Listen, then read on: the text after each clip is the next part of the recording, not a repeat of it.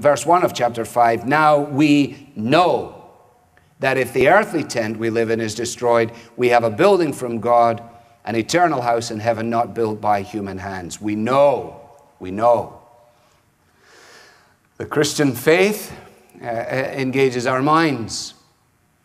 This is something that we have to keep reminding ourselves of so that we don't allow our minds to fossilize and that we continue to be sharpened and to make progress. I was at a church in California just a few weeks ago now, back in August, I think it was, time flies. And I went there, I had a Sunday free, and I was staying with friends, and I went down to the church, and I was excited because I get to go now, and I don't have to do anything at all except do whatever they tell me to do. And so I sat there and I waited for it to begin. And it was quite fascinating, actually. They had big screens, and they had a clock on the screens. And when I got in, it said 5 minutes. And I'd only been in about 2 seconds, and you won't be surprised, it said 4 minutes and 58 seconds. And then it counted down, and eventually when it counted down, 10, 9, 8, 7, 6, and just right on the moment of time, the band began, and I was waiting for David Letterman at that point. Anybody, I didn't know what was going to happen next. And then eventually the band did what it did, and then the person who was to lead the praise, his opening gambit was this. Hey, how do y'all feel this morning? Well, that was enough for me. I was ready. We could have had the benediction right there. That was so good.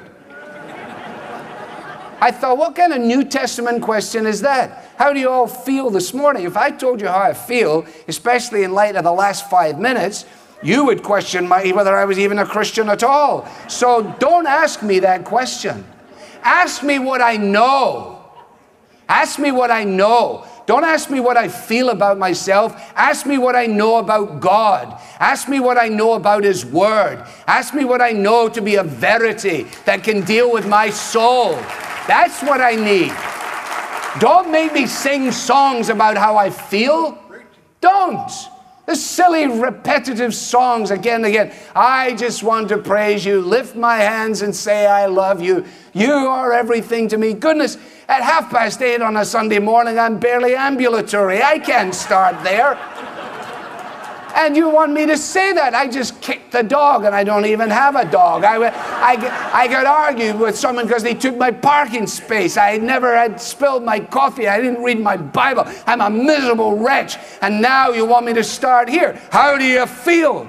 I feel rotten. That's how I feel. What do you got for me? The answer, nothing. I got nothing for you. That's why you have to get yourself under the control of the Scriptures. That's why it is what we know, the verities of the Scriptures, which then fuel our hearts and our emotions and lead us on.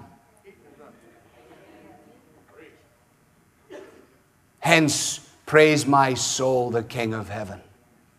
To His feet thy tribute bring. Ransomed, healed, restored, forgiven. Who like thee His praise should sing? Okay, now we've got something to sing about. For we've been reminded of truth. You've been ransomed. You've been healed. You've been restored. You've been forgiven. You're looking away from yourself now. You're looking out unto Christ. And it is in this that we have something that fuels our praise.